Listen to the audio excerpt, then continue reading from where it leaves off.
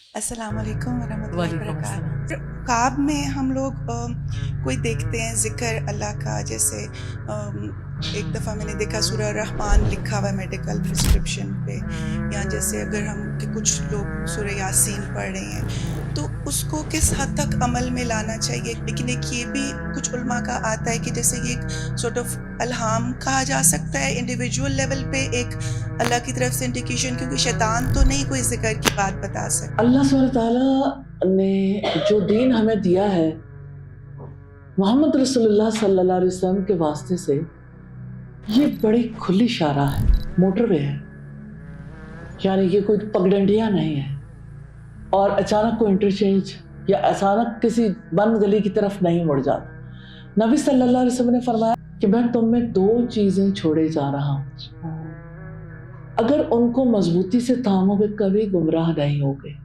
کتاب اللہ و سنتی، اللہ کی کتاب اور میری سنت۔ سچے بھی ہو سکتے ہیں اور خواب سچے نہیں بھی ہو سکتے۔ خواب رحمان کی طرف سے بھی ہوتے ہیں، خواب شیطان کی طرف سے بھی ہوتے ہیں، خواب پریشان بھی ہوتے ہیں، یعنی کسی نوعیت کے بھی ہو سکتے ہیں۔ اللہ سبحانہ تعالیٰ نے خواب کو سورس آف نالج نہیں بنایا۔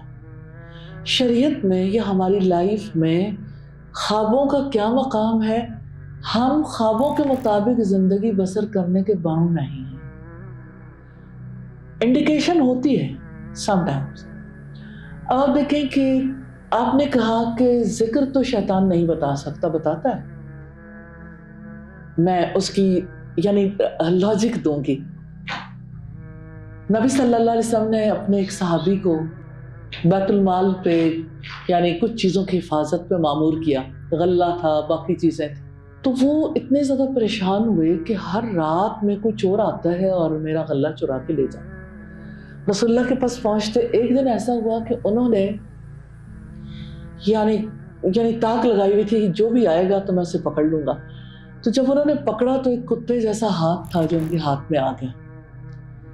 پتہ چل گیا کہ یہ کون ہے، پوچھنے لگے کہ کیا ہو تم، کون ہو؟ اس نے کہا تم مجھے چھوڑ دو، مطلب میں مختصراً بات کر رہی ہوں۔ آخری کار بات اس پہ طے پائی کہ ٹھیک ہے، میں تمہیں ایک ایسی بات بتاتا ہوں جو تمہیں بہت نفع دے گی۔ اگر تم آیت الکرسی پڑھو گے نا تو تم میرے شر سے بچ جاؤ گے۔ اب یہ آیت الکرسی پڑھنے کی جو بات تھی رسول اللہ کے سامنے پیش کی گئی تو آپ نے فرمایا وہ خود تو جھوٹا تھا لیکن بات سچی کر گیا۔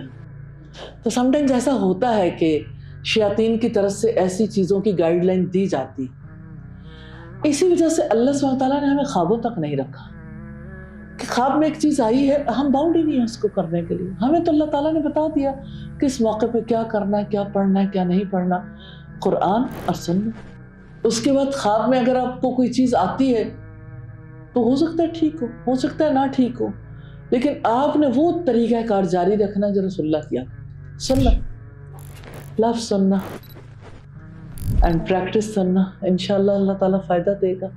اور یہ ہے کہ اچھے خواب جو ہے اس کے اوپر اللہ کا شکر ادا کرنا چاہیے، لیکن عام انسان کو پتہ نہیں ہوتا میرے خواب کا مطلب کیا ہے، یہ سب کچھ کیا ہو رہا ہے۔ سم ٹائمز انسان گھبرا جاتا ہے، پریشان ہوتا ہے، برا خواب آئے تو بائیں طرف تھتار دینا چاہیے، باقی اللہ سبحانہ تعالیٰ کے حوالے کرنا چاہیے۔